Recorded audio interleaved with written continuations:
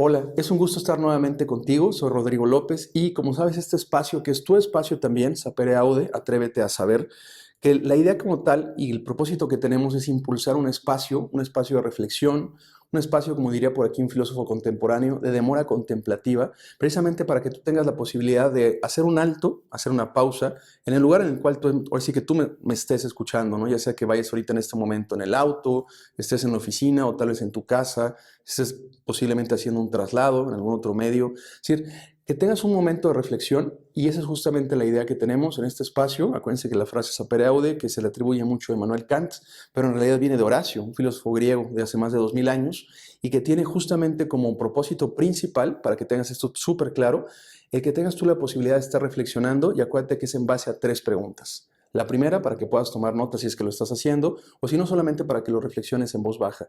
¿Qué es lo que haces? Así, ¿qué es lo que haces en tu día a día, en lo cotidiano, en lo habitual? Acuérdate que no solamente es un listado de actividades, sino básicamente es que puedas reflexionar también, y esto va de la mano con la segunda pregunta, la trascendencia, es decir, ¿para qué lo haces? Que es la segunda pregunta, ¿no? ¿Cuál es el propósito que estás buscando? ¿Cuál es la finalidad de lo que tú realizas y lo que llevas a cabo en tu cotidianidad? ¿Qué es lo que te gusta? ¿Qué es lo que más disfrutas, por ejemplo, de la actividad laboral o la actividad personal, la actividad familiar? O sea, lo que sea que tú hagas, ¿no? Y la tercera pregunta es ¿cómo lo haces? Me parece que si logramos completar este ciclo respondiendo las 3 preguntas, estaremos alcanzando precisamente uno de los grandes, pues como finalidades o objetivos de este programa y de esta sesión como episodio. Acuérdate que nos estamos viendo cada semana, que es precisamente que podamos lograr tener perfectamente claro, y eso se construye con el paso del tiempo, y es una de las propuestas que tienen que ver con el libro de esta semana, este capítulo, que es tu propia identidad, que la vayas formando. Y justamente el texto, que lo tengo aquí y se los comparto como cada sesión para que sea una referencia suya, que es Filosofía ante el desánimo, del doctor José Carlos Ruiz, que es una persona que aprecio y que admiro por todo lo que hace desde la academia. Digo, yo también soy profesor y la verdad es que me identifico mucho con él por eso, por lo que él logra finalmente hacer ver o hacer reflexionar, en este caso sus estudiantes, que, bueno, por lo que sé, sus estudiantes nos estamos convirtiendo en el mundo entero, ¿no? Entonces, ¿cuál es la mecánica y cuál es la forma, en este caso, cómo vamos a trabajar? Como saben, tenemos algunas citas textuales, yo las voy tomando, y sobre estas citas textuales que yo te comparto, ¿sí?, te llevo un proceso justamente de reflexión. ¿Qué es lo que estoy haciendo? ¿Cómo lo estoy haciendo? ¿Y para qué lo estoy haciendo? Acuérdense que el propósito como tal es que tengamos justamente esta interacción. De hecho, me va a encantar tener tus comentarios más tarde para que podamos precisamente estar detonando, y me parece que las preguntas ayudan mucho a eso, justamente con las preguntas que vayamos identificando, a ver, ¿en dónde puedo encontrar? Y yo les diría, formas distintas de hacer las cosas. Y ojo, no porque esté mal lo que estás haciendo, sino porque la pregunta es si podría ser mejor. Quédate ahorita con esto. ¿Te has preguntado qué sucede cuando lo primero que haces al despertar es ver la pantalla de tu teléfono? Es interesante, digo, y es una reflexión que te quiero dejar de comienzo, porque esto va muy alineado justamente a lo que nos dice el doctor José Carlos Ruiz cuando él menciona del tiempo que dedicamos a la interacción frente a las pantallas. No es que esté mal, y digo, y sí lo aclaro y lo menciono porque es importante también ser muy puntual en este aspecto. No es que las redes sean negativas, no es que los teléfonos, los contactos, las tecnologías de información per se o por sí mismas sean malas. Digo, y sí quiero ser bien claro en esto. Sin embargo, me parece que lo interesante es sí reflexionar justamente la manera como estamos utilizando el tiempo. Y yo les diría por algo, no solamente porque es escaso, digo, al final todos tenemos únicamente 24 horas por día, ¿no? Tal vez en algún momento tú te has sentido frustrado. A mí me llegaba a suceder antes, te lo confieso, cuando terminaba una jornada, por ejemplo, laboral o escolar, y tú veías que no habías cubierto todo lo que querías alcanzar de inicio, ¿no? Entonces, me parece que sería interesante esto, porque incluso un fenómeno actual que se observa en las redes sociales es hasta qué punto mi identidad, hablando yo en primera persona, se liga, por ejemplo, con el número de likes que recibo. Es decir, ¿qué tanto me puedo llegar, por ejemplo, incluso a sentir ofendido cuando me dejan en visto?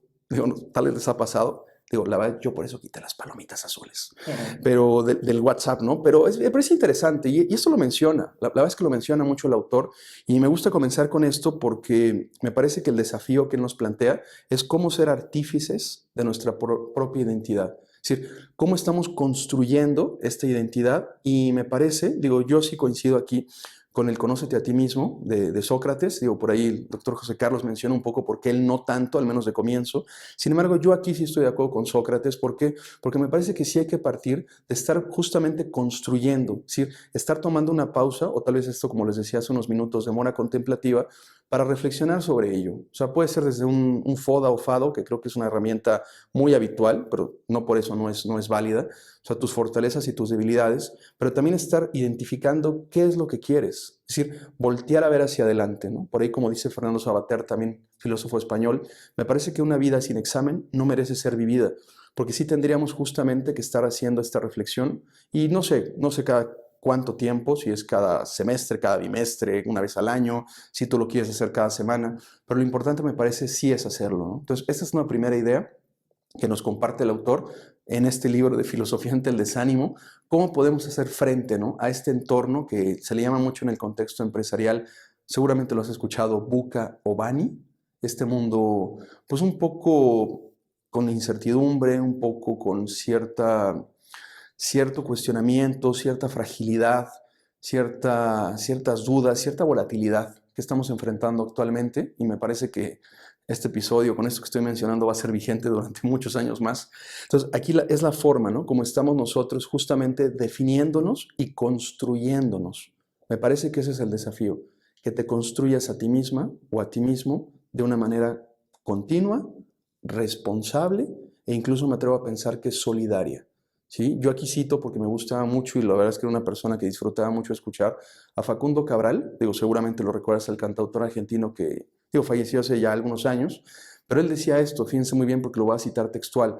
Él mencionaba que la felicidad no era un derecho, sino un deber, porque si tú no eras feliz, estabas afectando a toda la gente que estaba alrededor tuyo. Entonces, vayamos construyendo y vayamos encontrando qué herramientas tenemos, qué competencias. Acuérdense que una competencia pues es propiamente un conocimiento, una habilidad e incluso también una actitud, ¿no? Y sobre eso podemos estar construyendo y me parece que mucho más en esta época de redes, y aquí entra la segunda reflexión del autor de manera muy, muy puntual, porque él dice que una red, y hagamos esta analogía, básicamente tiene dos propiedades. La primera es que te conecta, es decir, estarás de acuerdo conmigo que las redes sociales en ese aspecto son fantásticas y son maravillosas. ¿Por qué? Porque puedes estar haciendo justamente estas conexiones, puedes estar haciendo colaboraciones, por ejemplo, en tiempo real con gente que geográficamente no está en tu ubicación. Digo, es algo que yo hago mucho, por ejemplo, desde la academia. Puedes, por ejemplo, estar encontrando, tal vez te ha pasado, pues alguna amistad que tuviste tal vez hace algunos años, digo, independientemente de la edad que tú tengas, es posible que también independientemente de la red, tú vayas ubicando, ¿no?, a ciertas personas o te vayan ubicando a ti también ciertas personas, ¿no? Sin embargo, también esta red puede tener una connotación que tal vez no es tan favorable. ¿Qué pasa cuando quedamos atrapados en ella? Piensa, ¿qué pasa cuando te quedas atrapado en la red, no?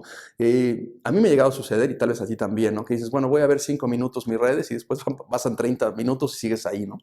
Eh, Creo que puede pasar por sus caras, ¿no? Y en la mía creo que también se refleja. Entonces, me parece que también habría que reflexionar sobre ello. Tal vez la palabra aquí, me parece que puede ayudar, sea la disciplina, ¿no? Es decir, que tú vayas fijando dentro de esta jornada o este día a día, pues posiblemente algún espacio asignado para la actividad, no sé, así como puede ser una agenda, creo que también nos podría servir, ¿no? Tener, pues sobre todo, yo diría mucho propósito, la utilización en este caso de esta fantástica tecnología, porque creo que así lo es con las TICs, con todo lo que estamos viendo actualmente en esta famosa cuarta revolución industrial, todo el tema de la inteligencia artificial, o sea, cuántas cosas no escuchamos ya ahora, ¿no? De la manera como podemos estar construyendo, por ejemplo, colaboraciones, redactando artículos, podemos estar tal vez enseñando y aprendiendo en el aula, etcétera. Me parece que por ahí puede ser un aspecto interesante. Pero bueno, paso a una siguiente idea también que disfruto mucho del autor, porque él va tomando en los diferentes capítulos algunas ideas que me parecen de pues mucha valía y sobre todo mucha pertinencia por la época actual. El autor habla, por ejemplo, José Carlos Ruiz, de la amistad, algo que, bueno, ya se mencionaba desde hace algunos siglos por algunos autores, ¿no? Cuando decía Aristóteles que la amistad, por ejemplo, era lo más necesario para la vida. Entonces, ¿de qué forma estamos construyendo estas interacciones? Y él lo menciona mucho, y por eso es que esto me permito leerlo de manera así literal como está en su libro. Dice, contactar implicaba estar. Solo en vivo podemos tener vivencias conjuntas que van configurando las relaciones. Convivir es compartir vivencias y esto solo es posible en la realidad del otro estando presente. Entonces, ¿qué significa esto? Y esto me gusta, justo en este contexto de lo que estamos trabajando ahora, que tenemos que encontrar esos espacios para estar en la gente, con la gente. Digo, es maravilloso poder conectar vía remota, ¿no? Pero en la medida de lo posible, ¿tú qué tanto estás procurando, en verdad, el interactuar de manera presencial o personal con la gente, ¿no? Sabemos que a veces no es factible por la misma dinámica de tiempo-espacio, pero creo que sería interesante buscarlo y para eso habría que procurarlo. Entonces, es un aspecto interesante la cuestión de la amistad. Habla también, por ejemplo, del amor, y aquí también dice algo interesante que lo quiero mencionar de manera muy, muy puntual. Dice, ser amado es el culmen del reconocimiento del otro hacia nuestra identidad. De entre todas las personas posibles, nos eligen a nosotros. Si fuésemos capaces de tener esto presente, muchas de nuestras inseguridades disminuirían. Fíjense qué interesante. Es decir, ¿qué tanto tú eliges o te eligen? ¿No? Y me parece que, digamos, que este aspecto del amor, que el autor incluso lo menciona, que es muy diferente al sexo. O sea, el amor es algo que no sé, puede ser muy evidente, mucho más profundo, porque es justamente esa conexión entre dos identidades que se quieren complementar para construir juntos. Entonces me parece que son aspectos que habría que revalorar y que habría que transmitir también en el puesto en el cual tú estés como formadora, como formador, como líder, si tú estás frente a un aula, por ejemplo, si tú eres mamá o papá, tal vez, si tú eres tal vez una persona que tiene un ámbito de responsabilidad. Es decir, en el contexto en el cual estés, me parece que es bien interesante precisamente la manera en la que estamos transmitiendo y cómo lo estamos haciendo. Siguiente, que es la tercera idea muy puntual en un capítulo del autor, él habla acerca de la edad. ¿Sí? Él habla acerca de la edad y él hace mucha referencia justamente a la aceptación del momento de vida que estamos viviendo. Es decir, en cuántas ocasiones simplemente no nos aceptamos como somos o con lo que transmitimos. Entonces también, y lo cito aquí al autor porque dice algo que se me hace muy, muy interesante y que es algo muy oportuno para la época actual que estamos viviendo y que yo personalmente observo y que incluso yo llego a hacer en ocasiones, se los confieso, ¿no? Dice, aparecer y mostrarse a uno mismo haciendo se convierte en una rutina identitaria. Hemos pasado del ser al hacer y del hacer al aparecer. Entonces, ¿qué tanto tenemos en ocasiones la necesidad de estar apareciendo, ¿no? Y aquí recuerdo mucho a Umberto Eco, seguramente tú ubicas a este periodista italiano fantástico. Él se hizo muy famoso en la década de los 80 por la novela de El nombre de la rosa. De hecho, hay una película por ahí con Sean Connery, si no me falla la memoria, el actor escocés. Pero es interesante, ¿por qué? Porque Eco dice esto, ¿no? Él dice que actualmente hemos perdido, fíjense muy bien, la reputación para ganar notoriedad. Es decir, pareciera que lo importante es estar presente. Pero qué delicado puede llegar a ser esto, justamente cuando queremos construir una identidad y sobre todo una identidad que sea mucho más sana, que sea mucho más propositiva y que eventualmente también pueda influir y que puede influir justamente de manera pues puntual y positiva para ayudar a otros. Entonces quédense con este aspecto también de la edad que se me hace muy muy interesante para brincar al siguiente, ¿sí? Que es el cuarto. Él habla acerca del trabajo. ¿Qué tanto actualmente, y esto tú hazlo ahora sí que consciente y me gustaría leerte en nuestras redes para que puedas compartirlo en el espacio, qué tanto la línea entre el trabajo, o sea, digamos esta parte laboral que creo que siempre es importante para toda persona, y tu vida personal, qué tanto esa línea ha desaparecido con el home office o teletrabajo, como se le llama en algunos lugares, con el trabajo vía remota, con la virtualidad, con estas pantallas, conexiones, plataformas digitales. ¿Qué tanto en algunos momentos hemos llegado a perder esa distinción y esa diferencia, ¿no? Entre la vida personal y la vida laboral? Creo que es un aspecto también que habría que reflexionar. Y no porque esté mal, es decir, en ocasiones nos permite ser más productivos, tal vez te ahorra tiempos de traslado, si es que antes te movías a un lugar y hoy ya no lo necesitas, tal vez ahorras costos, pues al final puede ser un ahorro de inversión. Pero me parece que habría que también reflexionar sobre esto en el ámbito que platicábamos hace unos minutos de la amistad, porque me parece, y aquí digo, haría solamente esta pausa del libro para que tú reflexiones lo siguiente. ¿Tú qué tanto inspiras confianza y qué tanto las personas te inspiran confianza? Porque me parece que esta convivencia, o sea, que es necesaria, necesita construirse justamente a partir de esta identidad personal, del reconocimiento, de la aceptación, primero de tu propia persona, pero también de la gente con la que estás construyendo y con la que estás interactuando de manera habitual. reflexiónalo, porque creo que es importante justamente tener estos espacios, estas otra vez demoras contemplativas, precisamente para estar construyendo lo que es propiamente una autoestima mucho más sólida y en la cual no necesites de la aprobación de los demás para ser tu propia persona.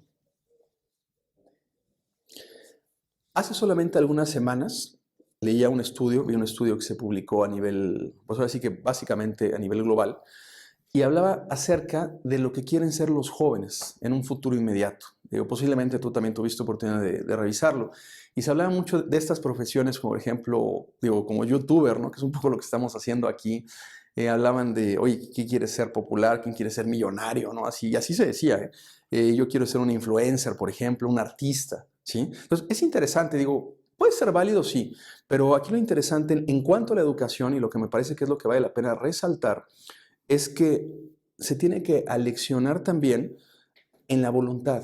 Hay que educar a la voluntad. Es decir, oye, ¿qué tengo que hacer para alcanzarlo? Es decir, ok, está bien, quieres ser millonaria, hazlo. Pero ¿cómo vas a llegar a hacerlo? Es decir, porque también creo que es importante no únicamente el resultado, sino el proceso para llegar, en este caso, a alcanzar algo, ¿no? Entonces, ahí por ahí va mucho la reflexión también que nos hace el autor, que es la siguiente que quería ahorita puntualizar, porque me parece que habría que ser muy, digamos, muy consciente, ¿no? Y creo que la voluntad es un aspecto que necesita trabajarse desde la infancia en la persona, ¿no? Por ejemplo, el aprender a frustrarse, porque en ocasiones no vamos a alcanzar el resultado que estamos, así que pretendiendo, y al final puede ser hasta cierto punto normal, es decir, no somos omnipotentes, es decir, no podemos equivocarnos, nos vamos a equivocar. Entonces me parece que habría que trabajar mucho esa voluntad y esa disciplina, como les decía hace un momento, para que hagamos mucho más responsable este proceso y obviamente eso sí, tengamos siempre fijo cuál es el resultado que pretendemos lograr y sobre eso vayamos construyendo el camino para alcanzarlo, ¿no? Pero bueno, esa es una siguiente idea que me gusta mucho y que trabaja mucho el autor. Hay otro aspecto que es una palabra que les voy a confesar que yo no, la verdad no la conocía y nunca la había utilizado, que es la transhumancia. Fíjense muy bien, transhumancia. Ahora, ¿qué es esto? Digo, lo voy a citar textual. Es un sistema de pastoreo donde el ganado se mueve dependiendo de la estación del año y del lugar. Es decir, que se va adaptando un poco a la productividad. O sea, en este caso, como que vamos moviéndonos un poco, ¿no? Y esto es interesante porque fíjense muy bien lo que dice el autor. Saber que tenemos diferentes lugares a los cuales uno puede acudir cuando lo necesita, eso nos proporciona mucha tranquilidad y sosiego, lo dice así. Son espacios de seguridad donde podemos convivir con personas que son cercanas. Y esto es interesante porque me parece que en esta dinámica actual de tiempo, espacio, en esta velocidad en la cual nos estamos moviendo, tener como esas, puede ser como una cierta zona de seguridad o de protección, yo creo que es necesario. O sea, tener esa gente con la cual podemos hasta cierto punto ser uno mismo. O sea, piénsalo, ¿no? Por ahí Erich Fromm, un psicoanalista alemán del siglo XX, en un libro que siempre recomiendo que se llama El miedo a la libertad, escuchen muy bien, él decía que el único momento en la historia personal del individuo en la cual eres libre o era libre es cuando es espontáneo. Entonces creo que ser espontáneo lo podemos hacer justamente en estos lugares de seguridad. Y una de las propuestas, digo, de cómo romper un poco este desánimo, ya yéndonos ahorita un poco a las ideas de cierre de este episodio, es la figura del peregrino. De hecho, Zygmunt Bauman, politólogo polaco que murió hace pocos años, él también lo citaba. Es decir, ¿quién es un peregrino? Piénsalo. Digo, ¿qué hace un peregrino, no? Es alguien que sabe a dónde va, que tiene claro, ¿sí? En este caso, cuál es así que la meta a la cual quiere llegar. Puede ser que también el trayecto, aunque bueno, seguramente en el trayecto pues va a haber algunos imprevistos, ¿no? Como puede pasar en la vida, pero me parece que tú puedes aceptar esos imprevistos y puedes incluso de buen ánimo vivir esas eventualidades teniendo claro que vas a una meta superior, que en este caso es el resultado del cual quieres lograr o lo que quieres alcanzar. Entonces creo que este aspecto y esta figura del peregrino, que es una palabra que quiero que te lleves el día de hoy, puede ser muy útil para que justamente en este peregrinar, que yo te diría, ¿por qué hacerlo solos si podemos estar acompañados? Entonces esa es la invitación, acuérdate, a este espacio, que vayamos construyéndolo juntos, ¿no?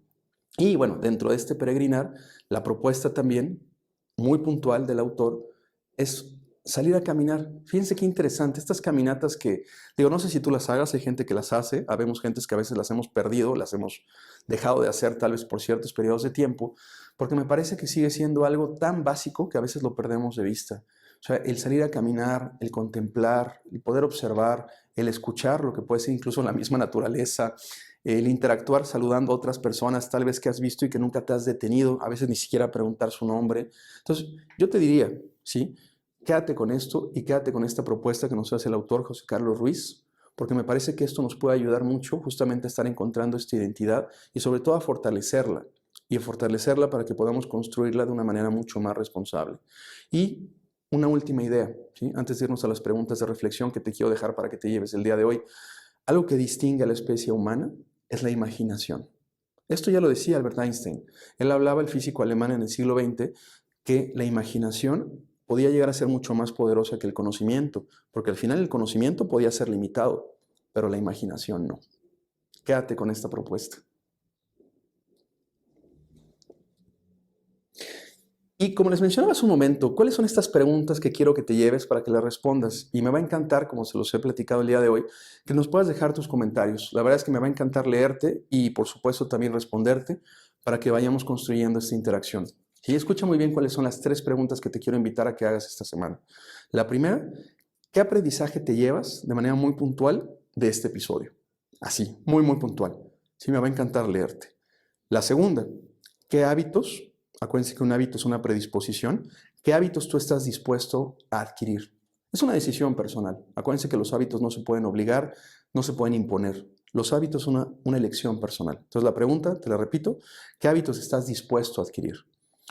Y la tercera, ¿sí? En este proceso de puede ser autocrítica, autoconocimiento, ¿en qué áreas de tu persona tú consideras que requieres fortalecerte?